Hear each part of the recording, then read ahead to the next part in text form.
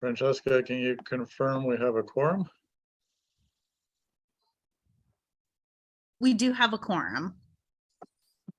Okay, that's great. Don't think I see Mayor Vasquez here. Yeah, is Mayor Vasquez here yet? Not, I assume that means Ed will be standing in. I don't see her just yet. I believe she's coming, but yeah, I'll keep an eye out for her. Okay, great, thanks.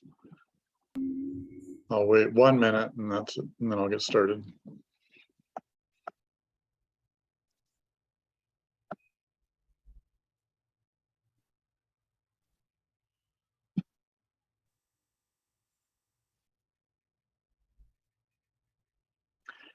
Okay, I'm showing 12:31. So welcome everybody to the Audit Committee, San Diego Audit Committee, Friday, August 12th, 2022 at 12:30 p.m.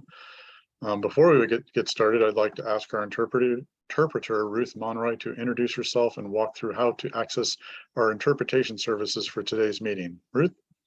Yes, thank you. I will repeat this message in English. Buenas tardes. Para hacer uso del servicio de interpretación, por favor desplácese a la parte inferior de la pantalla de Zoom, donde aparecen los controles. Haga clic en el icono de interpretación, que es el globo terráqueo, y seleccione Spanish, español. Si está utilizando la aplicación móvil de Zoom en celular o tableta, presione los puntos suspensivos, luego Interpretation y luego el idioma. To use the interpreting feature, please scroll to the bottom of the Zoom screen where the meeting controls are located and click on the interpretation icon, the world. Then select your language. If you are joining using the Zoom mobile app on a cell phone or tablet, please press the ellipses, then interpretation, and then choose your language. Thank you. Thank you, Ruth. With that, we will move on to the Pledge of Allegiance. If we could have the flag, people join me. Okay, begin. I pledge allegiance to the flag of the United States of America, to the republic for which it stands, one nation, indivisible, with liberty and justice for all. And we will then, before we get into the agenda, I did want to make one comment, which is I personally am in a environment where the internet can be funky. So if I accidentally drop off, I should be able to rejoin. So apologies in advance if that happens, but please have some patience. I should be able to hop back on, but for whatever reason, I seem to be occasionally kicked off on the connection that I have right now. With that, we'll move on to the approval of the minutes. Do we have any public comments on the minutes? Francesca? I don't see any hands from the public. Okay, any board members with comments on the minutes? I do not see anybody with their hand raised. I would entertain a motion to approve the minutes. Motion to approve. Thank you, Mayor Vasquez. I will go ahead and second. Please call for the vote. Thank you very much. Public member Stuart Halpern. Halpern, yes. Public member Bob Monson. Monson, yes. Public member Agnes Wong Nickerson. Wong Nickerson abstain. I didn't attend the meeting last time. Thank you. Vice Chair Vasquez. Yes. And Chair Zito. Zito, yes. And that item passes with 4 yeses and 1 abstention. Great, thank you. We now move on to public comments and member comments. First, we'll look for any public comments. Is there a member of the public here that wishes to make a comment? Please raise your hand. I don't see any hands from the public, Chair. Thank you. Any board members have general comments not on non-agenda items? Please raise your hand. Seeing none. We will now move on to the main body of the agenda. And again, I will start, which is a discussion of the independent performance auditor's performance and compensation adjustment and administrative procedural policy.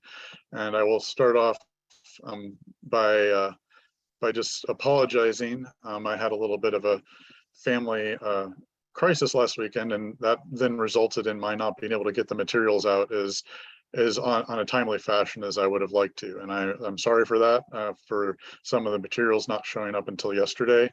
And it's just a circumstance due to something that was going on that involved a lot of time commitment on my part for the past week. And hopefully everybody has felt like they've had enough comfortable time with that material, and we can move on and have an effective, productive conversation. So apologies again.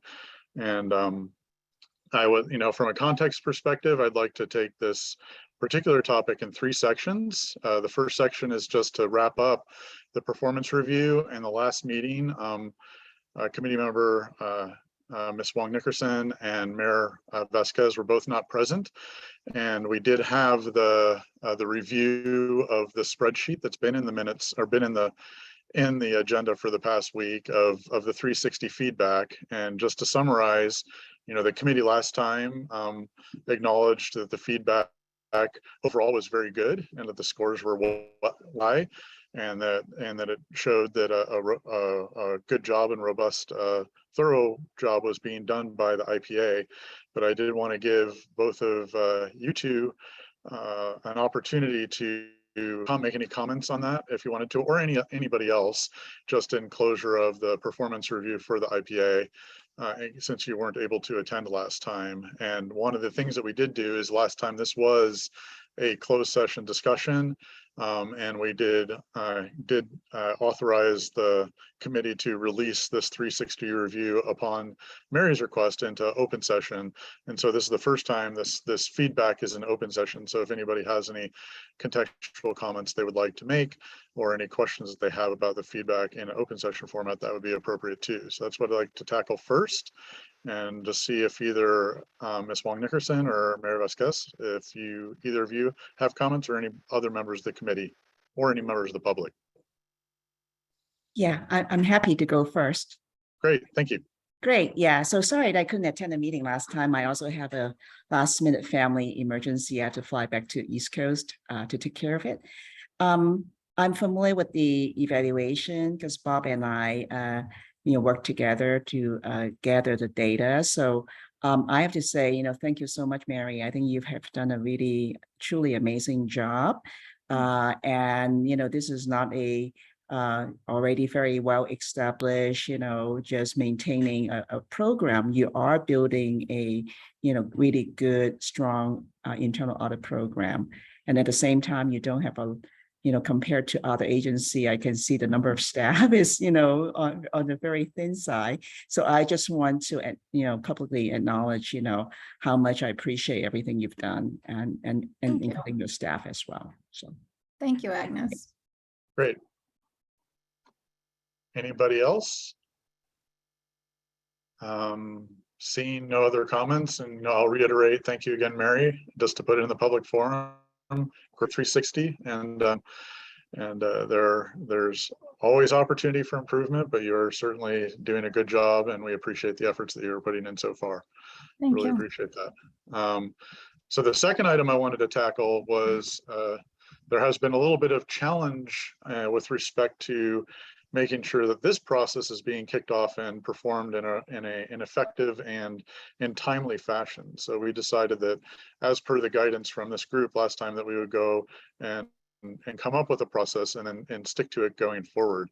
And that's what has been proposed as the administrative procedural policy. Just to review a little bit, there were 3 options that were looked at. I won't go into option 1 very much because we don't believe that's the right way to do it.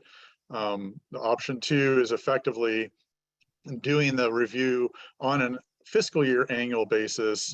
So every, it would be cycled around the July 1st timeframe every year, and then making the compensation increase retroactive back to the anniversary of the hire date for the independence performance auditor. The benefit of that is it makes it very easy for this committee to actually judge the performance over the prior year, because you can do it against the metrics that have been established, and do it against how they've accomplished over the past year. But it also, one of the challenges that we observed in the subcommittee was it also deviates from effectively what Mary was promised when she signed her contract, which was an annual performance review based upon her hire date. And so that's how we came up with option 3, which is doing the annual performance review around the hire date and setting up a schedule to get that done, which I think, is described in the memo that we had, or the attachment that we had. And then Mary believes that she'll be able to effectively represent, the fact that this is spanning multiple fiscal years to us, and how the accomplishments have been realized. And so both Stuart and I were comfortable with pursuing that as the recommended option going forward with Mary. But at least from my perspective, I believe any future occupants of this particular office, we should make clear up front that option 2 is probably the preferred approach, just to make it easier on us as a committee. But I'll open to discussion on this, willing to hear other people's thoughts. And first, I'll just say, Stuart, see if you wanted to add anything, or Mary, if either of you wanted to add anything else to this first. I think you summarized this one really well. I just would want to add, though, I really appreciate the opportunity to have worked with the chair on this this whole process, and particularly want to thank him for his openness to diversity of perspectives on these topics. We had a lot of discussions. We shared a lot of different points of view, and I really appreciate his very deep commitment to doing right by the IPA, the agency, and the taxpayer. So I just wanted to say that, and especially in light of some of the challenges you alluded to. But on this particular topic, you've summarized it well. I don't have anything else I'd add. Okay, thank you. I'd like to add something, Chair Zito. Perfect. And I too want to thank you for just your work effort and how much you were committed to this process. Unfortunately, being a new office, sometimes the first individual to take over that office is going to take the brunt of a lot of things. And it's just, it's getting into the whole environment and making others comfortable as well as oneself. So this process, I really appreciate you, because this is, going on 4 years. And so this is the 3rd review, and you're very aware, and I've made everyone very aware that I was, very disappointed that, two reviews went and was so delayed and untimely. And, even this one is delayed and untimely. So I really appreciate that you put so much effort with Stuart into actually moving forward, assure that, just like every other Sandag employee, because even though I report to the board, I am a Sandag employee, receives a timely performance review, because like anyone else, especially during these times, it's somewhat demoralizing and devaluing not to have a timely review, especially when you're putting in the effort and work that you feel is deserving of that. Whether it's a good or bad review, it's still deserving of that. And so I really appreciate that. I would hope also that a reminder, or maybe some work improvements around Sandag's HR to make sure that they're paying attention to those that are appointed by the board and have a different time frame of evaluation. It's hard when you have volunteers running the committee to say, hey, an evaluation is due. It's just not on the front mind of people. So I really think it's also the responsibility of management and the HR department to ensure that all employees, not just the ones that don't, report to management, have a timely review, and that their part in this should be a reminder to the audit committee that it is time for Hassan or for my review, and to get moving and be timely, especially around my process, which is, it can take up to 3 months, as we found out, because I am kind of held to a completely different standard and process than others are. So it does take a lot longer. And so hopefully they can, jump on the bandwagon with us, and also design some procedures of their own to make sure that they're helping this along. Thanks for that, Mary. Appreciate it. And thanks for the comments, both from Mary and Stuart. I will add that that I also greatly appreciated working with Stuart and on the subcommittee. And as he alluded to, it was a lot of effort. And as is rightfully so, since it was an important topic, and personally very clearly very important to Mary, and her position. And I think that means it's due the proper consideration. And, you know, I knew when I picked Stuart or asked Stuart to participate in this with me, that it wasn't going to be a yes man that was just going to agree with anything that I said. And that's specifically why I picked him, because I'm the type of person that feels that if you approach things from different angles and have different points of views, you end up with a better result. And I'm hopefully that's what the committee will think will happen here, but we'll go forward and see. But with this one, and I don't know, I guess, Mary, I'll ask you on the process item. You think we should take a separate vote on it, or is that just something that you'll adopt on just this on the actual the administrative procedural policy that we've just saying should we have a motion on that to adopt it, saying we're going to go with option 3 and then recommend option 2 going forward with new occupants? I think since it's in the notes, I believe last time we did a policies and procedures on just an administrative one around procedures that we didn't do a vote. It was recorded that we all agreed that this is how it's going to be moving forward.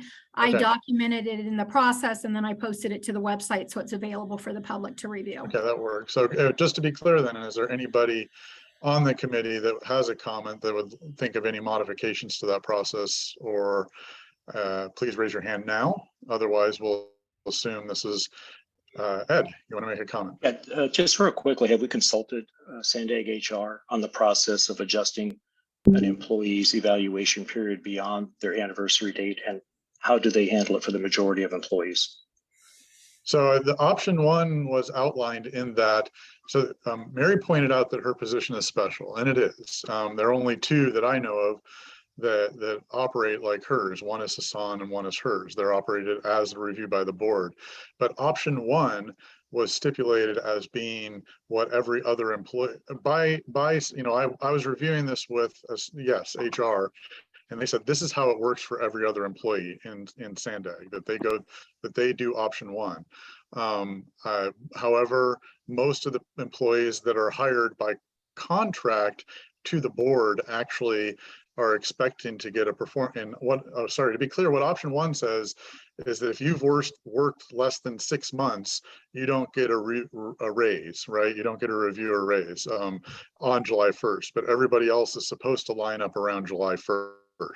And then if you haven't worked 6 months, that you just don't get a review, you don't get a raise that July 1st. You would get a COLA if a COLA is coming through, but you just wouldn't get a raise. And then you'd wait another 12 months. And that's how it works for all Sandag employees. I think for board reporting employees, they are due raises, my personal opinion, on the 12-month anniversary of their hire date. And so that's how we came up with option 2, which was, you know, even though it provides us a benefit of providing for review on July 1st, let's make the raise retroactive to the hire date. So yes, in that context. Chair Zito, if I may, this is Hassan. So just to answer the question directly, we have no problem. I think Mary should be treated like myself and everybody else at Sandag. So we have no problem with option 2 from an HR standpoint. Yeah.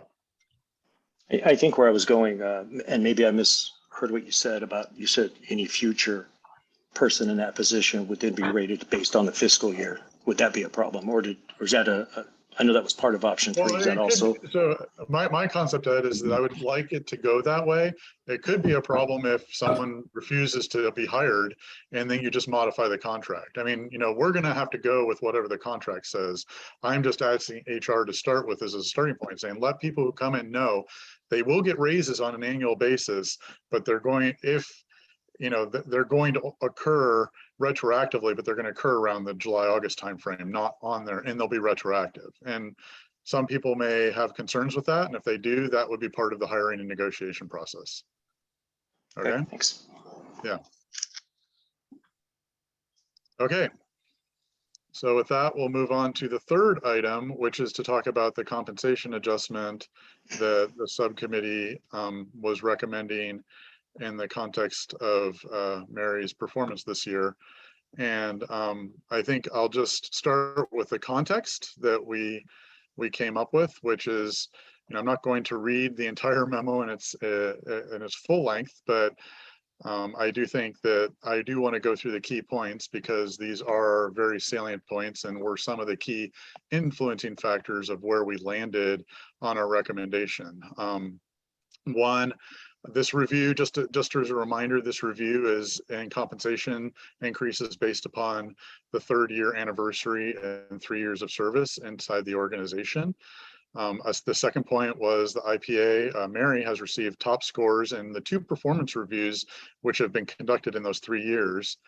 So she has done both times, as Mary alluded to, a type of review that is far more rigorous than any other employees, including 360 feedback, and has been getting very good scores. This year, as a 3rd year anniversary, Mary also successfully passed an external evaluation of the audit function with no required improvements noted or recommended. And this, as we all agreed, is a very noteworthy accomplishment. As Ms. Wong Nickerson alluded to earlier, another key consideration is this is a brand new function inside of Sandag, and we're taking a large, long-running, established, existing organization and having to introduce the audit function in that organization, which is definitely a much more onerous task and requires a whole different skill set than just coming into an existing auditing environment that has a well-running, established, smooth process. And that's something that Mary's been tackling from the start. Just another note that the merit raises for Sandag staff effective of July of this year will likely average 4% based upon the guidance given by the board. And that just based upon Sandag compensation practices compared to executives in the organization as well as other organizations, it's clear that for a number of reasons that the agency has been determined to be one that is more complex, has more challenges, potentially around retention and retaining of top talent, and as well as just has a lot of complexities involved with the work that it's doing that justifies a compensation towards the top of its peers from the perspective of doing peer analysis. And then the last item that we had in our key list was this, the uniquely valuable impact of Mary in helping Sandag enhance its controls and critical processes for mitigating risk in advance of the new regional plan. Given it's such a big regional plan with such big goals and visions, and of course, as most of us are aware, the entry of this position was based upon lack of failures that occurred because of lack of controls and processes coming up to now. So having that is very important. So based upon that, our recommendation was initially, which is certainly up for discussion, a merit increase of 10% based upon the performance reviews, which be effective April 2nd or April 3rd, sorry, and which increases the salary retroactively to that date up to $229,756. All Sandag employees have been given a 2.5% COLA increase, which has generally been awarded at the end of June timeframe. And Mary should participate in that, which would take her salary up to $235,500 based upon that COLA. And then last, as just in the review, as I've done my dive into these, into how employees are treated at Sandag and the options given to other employees, I noted that all of the other executives in Sandag have an option for a $7,500 contribution to their 457 plan based upon signing or based upon agreeing to an at-will employment. And of course, Mary doesn't have this option, and thus I think we should award that benefit to her directly. And that is one point that I think I'm interested in feedback from this committee, because Mary, I will let her speak to it, but Mary has some concerns about having that. And so when Stuart and I talked about it, we said, well, there could be an option of just awarding it as salary that isn't actually part of the COLA, but just a salary and that 7,500 in salary instead of a 457, which based upon the feedback from the committee members, I think we should discuss that. So first, Stuart, I'd like you to jump in, and then Mary, I'll let you jump in and discuss that, and then I'll open it up for questions. Well, first, then go ahead. Thanks. So just one thing, just quick point of information. That 457 plan is based on your salary classification. The 7,500 that the chair alluded to is actually Mary's salary classification. She's in the 4th salary classification, so that benefit actually goes up to 10,000 for the class above her, 12,500 for the class above that, and then ultimately 20,000. So it's not that all executives get 75. It's just some get higher. So that's just to clarify that. But the one thing that I think is important to note, and if you've seen the attachments, there's a lot of data, right? And we considered lots of things, lots of additional data that actually aren't in the attachments. And the conclusion that I very firmly come to, and I'll let Chair Zito speak to the degree to which he agrees, is that there's just not an efficient market for public sector independent auditors in San Diego, in this region. It's a very, very sort of niche position. And so you can, with the data, you can construct almost any argument you want within some range. And so and I think he did a very excellent job of summarizing the variety of considerations, aside from just what independent auditor A at agency B made in a particular year, right? Because the data is just, it's not like an efficient market where you can rely on the data. The data are sort of touchstones, but there's a variety of these other factors. And so the question becomes really, what is it that we're trying to achieve, right? It's not just person A at this agency makes X, so Mary should make Y. But it's really about taking in the totality of all the factors that the chair mentioned.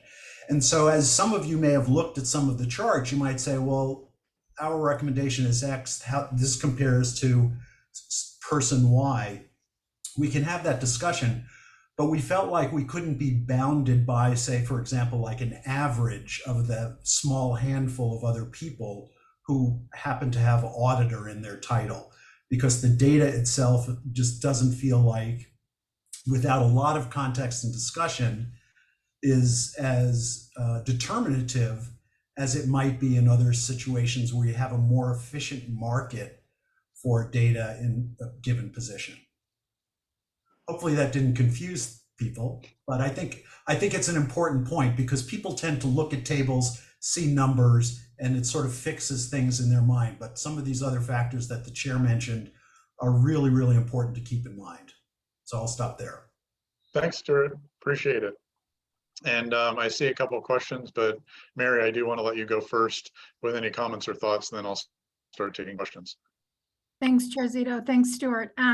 Yeah, my ask, is I could go on forever about my feelings about all this. Some people look at it and say, well, this individual has a little bit more of a budget and they have, 25 staff and you're only got 7 reporting to you. And some people say, well, more staff, more money, more responsibility. And I disagree with that. Less staff, harder, higher risk type projects puts more responsibility on me, not less. I'm functioning really as 3 people, as an auditor, as an investigator, and as a director. And I would love to be like some directors at Sandag and other environments and other auditors at the city and the county and other places that are able to have the luxury of having 25 staff and just has to do their job as a director. I would love one day to be able to just be the director of OPA. I don't foresee that happening anytime soon. So for right now, I'm 3 hats. And I think, I should be fairly reimbursed and recognized for that. And I appreciate, like I said, the work that's been done. My ask, I will express my feelings about the deferred compensation. I think it's inappropriate. I've worked for government for 26 years at the state level and at the local level. And I have never seen being awarded additional funds to go towards a deferred comp. We receive a pension. That's our reward for being a public member. A deferred comp is an option that we are offered in addition to our pension as an employee to contribute out of our own paychecks and our own salary, which I do, by the way, using my own funds. I have never seen an offer of extra cash coming from a public agency with public funds going into a deferred comp for an employee. So I would reject that, regardless of you awarding it towards my salary or not. I would reject that as a benefit. I wouldn't take it. I don't, again, see it appropriate. I've also rejected bonuses in the past for the same reason. I'm a public employee, and so with being a public employee, I have to take some of the bads and some of the goods. And the goods is, in my opinion, a pension. And so with that, I would appreciate and ask for consideration for the $7,500 to be applied towards my salary. You know, and some could argue an impact around PERS or whatever, but the impact is minimal, maybe $200 a year. But I feel I'm deserving of a increase, including the $7,500 towards my salary. And I hope that you would consider that. And if not, you know, I would decline the 457 contribution regardless. That's all. Thanks. Thanks, Mary. Councilmember Musgrove. Yeah, just a quick question, Chair. What is the anniversary date for Mary? I believe, is it in April? April 3rd is the anniversary of her hire date. Okay, and I'm thinking back to what you said about all employees getting COLA when that date comes due. So I really don't think we should be factoring in COLA as part of the picture, what we're looking at for compensation. So if we're looking at 10%, which gets her to 229, that would predate the COLA because we're going to backdate that up. Correct. Mary's comments about what she would do or not do with the 457, that's certainly her personal decision.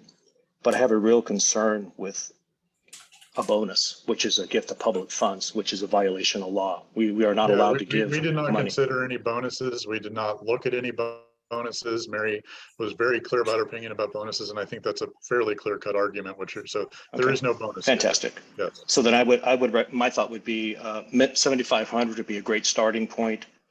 I know that there's probably more that could be offered insofar as compensation to get her up to a level that, as you said before, her position is extremely complex, challenging, and there is an issue with employee retention. And as you stated, Chair, her position is unique, along with Hassan's, as direct reports to the board.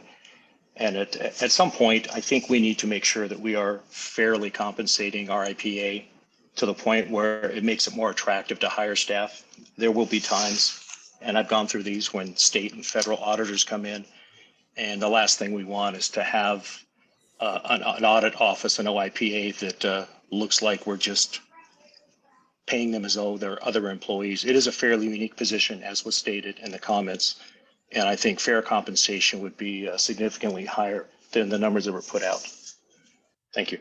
Okay, thanks, Ed. Board Member Wong Nickerson. Yeah, I would like to hear from Chair Cito and also Stuart.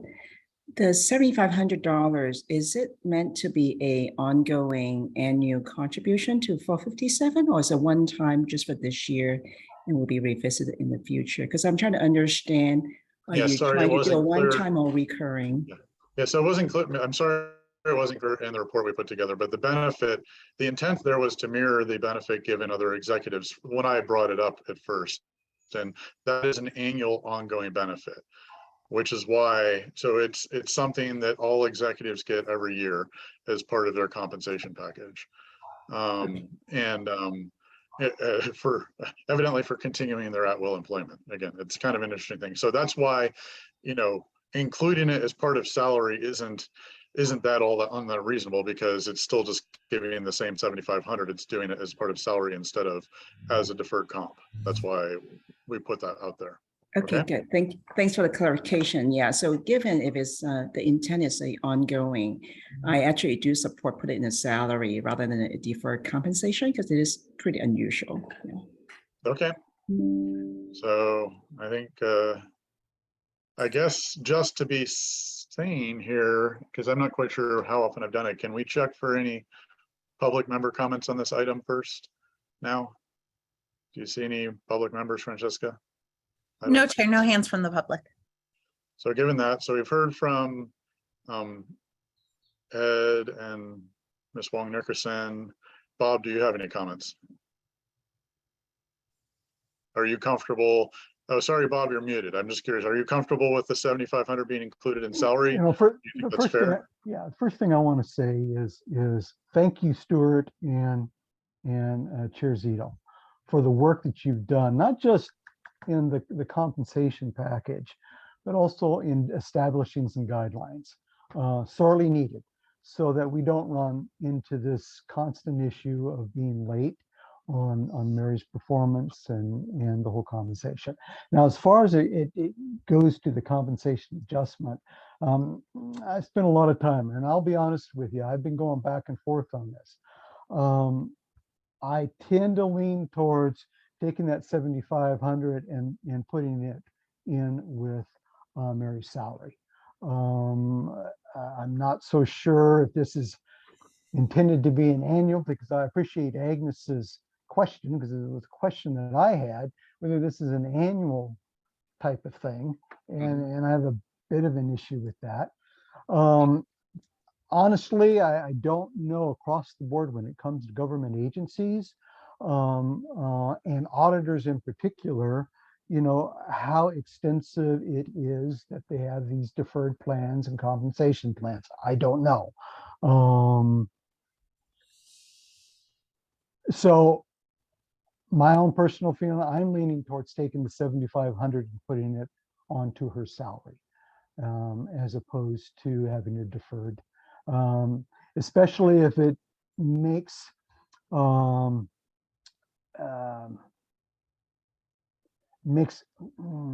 Sandag more transparent. I mean, I think it was Council Member Musgrove that came back having a state auditor come in and auditing Sandag. The last thing I would really want to see is them looking at Mary's position and staff and all of a sudden covering some sort of deferred compensation that she shouldn't have been involved with. So again, that's where I stand at, Chair Zito. Thank you. And just to ping Mayor Vasquez, do you have any comments you wanted to raise at this point? Regarding my comments, I'm okay with adding the 7,500 to the salary. I think that it just solidifies transparency. I do want to get some clarification here regarding the timeline for future evaluations. And so, number one, this will be an annual evaluation, correct? Mm-hmm. Yes. As you say, yes.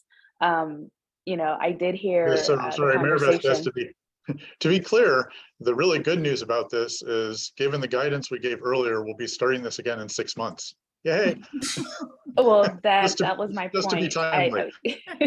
And that you knew exactly where I was going with this. I want to make sure that this hits our agenda in a timely fashion, as it was mentioned that it takes perhaps 3 months to complete an evaluation. And I think having a standard annual agenda item in a particular month, that will really help to keep it on our radar so that we can follow up accordingly. So this is something that I can support. And I just really appreciate the full conversation that we've had about the evaluation. Great. Thank you, Mayor Vasquez. Ed, I see you're up again. You're welcome. Yeah, I'm sorry, and I hate to belabor the point, but I just want to be clear. The initial comment was that Mary would receive a 10% salary increase. Are we suggesting the 7,500 in lieu, or are we going to factor in? It's in addition to. So if you look at the numbers, basically the numbers in there are, she either gets, and sorry, I don't have it broken down in every which way whatsoever. Yeah. Well, all I can say is the easiest way to represent this is after everything is applied, including COLA. The COLA increase, as the numbers will be, is either she would be making 235,500 plus 7,500 into a 457, or she will be making $243,000. And our recommendation sounds, I mean, how it is that the end result is she will be after July 1st, she will be making $243,000, or after the COLA's applied, as outlined in the memo. So that's what that's where I believe we're headed based upon all the comments I've heard so far. Okay, so are we going to look at her current salary and see what percentage 7,500 is and add that to the 10% recommended. Because, so the 10%, because we're looking at this as retroactive to April. COLA doesn't really factor in. It does today. She'll know what she's making today, but the salary increase will be prior to July 1st. Yeah, it effectively maps out. It's either a 10% increase or effectively maps out to a 13.5% increase, Okay. not including COLA. Okay, so then the numbers I believe are in there. Okay. Maybe if I could ask a clarifying question, I think, Chair, this is the question that we ourselves talked about the other day. Right. That our belief, and maybe somebody, Mary or Sandek staff could correct us. Our belief is that the 7,500 or this 457 is a fiscal year contribution on the part of Sandeg. So our thinking was that this be similarly, in Mary's case, be done as a fiscal year increment to salary so that it would be as of July 1st. I think for simplicity's sake, Stuart, we would just throw it in her salary. Right. I mean, as I said, the only thing that we talked about was, again, just for equity's sake, starting out, that this 7,500 that we're adding wouldn't be bumped by the 2.5% COLA. So that's the only difference. This 1 year, it won't get the COLA increase, but it'll be 10% raise plus 10% raise, of which 2.5% COLA will be applied to that. And then 7,500 will go on top of that. And that'll be her salary going from on out. That'll be any future raises applied to. As a basis. What's that? As a baseline moving As forward. a baseline, yes, moving forward. Okay. And are you okay with that, Stuart? Yeah, no, I was hoping to clarify the question Ed asked, but if I confused it, I apologize. So, but I think we're all in the same place now. Thanks. No, Okay. I think, so Stuart, thank you very much. We're looking at, let's say April as where we're factoring all of our numbers in, and July just happens to be the COLA that gets added on so that Mary sees effective today. This is what it would be either before or after. Is that accurate, Chair? Let me answer and say that I think the simplest way is that as of July 1st with the COLA, it's at 243. Right, yeah, and that's probably, it's July 1st with the COLA, it's 243 and everything factored in. The 10% raise is retroactive to April 3rd. You know, anything else we're talking about in that faction is you're dealing with hundreds of dollars as opposed to thousands of dollars, and probably isn't worth digging our heads around too much. Chair Zito. Okay, so then I'm sorry, so then my question is the 7,500, when does that come in? Does it come in on her performance review date or effective? So the way today? the memo was, the way it was Yeah, outlined. I don't think I got the memo, Chair. That's why I'm asking these Oh, questions. sorry, I'm sorry if they're it's in the redundant. staff, it was attachment 4 to the staff report. Sorry, so the way it's written is 10% applies April 3rd. COLA applies same time COLA, everybody else gets COLA. 7,500 applies July 1st, which is what I thought the COLA date was, but I don't know what the COLA date is. Chair But Zito. yes, Mary. Can I ask that the 7,500 be applied back to because that's part of my raise, not my COLA, which is effective April. So in my opinion, the 7,500 should go along with the raise effective April. The COLA happens when everyone else's happens. Otherwise, it's like adjusting another adjustment for the new year that really is just coming out of anywhere. I mean, part of my performance is not the COLA, but part of my performance is the 7,500, which is part of my salary, which does go back to April. So my ask is that everything other than the COLA be retro back to my annual anniversary of April, and then the COLA be applied when everyone else's COLA is applied. Yeah, and we're probably picking nits here. The only point I would point out to the committee, and then I'll open up for discussion, is if the 7,500 were taken as a 457 contribution, the COLA would not have impact. The COLA would not be applied to it. If it's just thrown into your salary as of April 3rd, the COLA does get applied to it. So it ends up being more than 7,500 as of the COLA, but it is a small amount of money. So I'll just point that out and open it up. Or I'm happy for you to calculate it to add Yeah. it back as part of my Right. salary, because it is part of my salary of effective April, and then take it out to Take out so how about that? So we'll take, it'll be Yeah. 75 minus 2.5%. Is that satisfactory? exactly, yes, Okay. that's fair. And relative to your question, here, I'll do some quick math for you. Here, I'm happy. Thank you very much. I appreciate the Okay, so indulgence. relative to the question. So with that, you know, now that we've had this full robust discussion, the good news is we don't actually get to make this happen. All we get to do is send it to the board. So I would make a motion then that we go ahead and send a recommendation as per our memo to the board, recommending that we increase Mary's salary as outlined in the memo, 10% effective the anniversary date, plus 7,500 reduced by 2.5% as of the anniversary date. And that's her merit increase. And then the COLA is just going to happen anyway. So we don't have to recommend that to the board. That's going to happen. She will have the COLA applied, and we can include as part of her recommendation that she gets COLA just like everybody else, but that's already happened. So I'm not worried about that. So that would be my motion. If anybody would care to second. I'll second the motion. Thank you, Bob.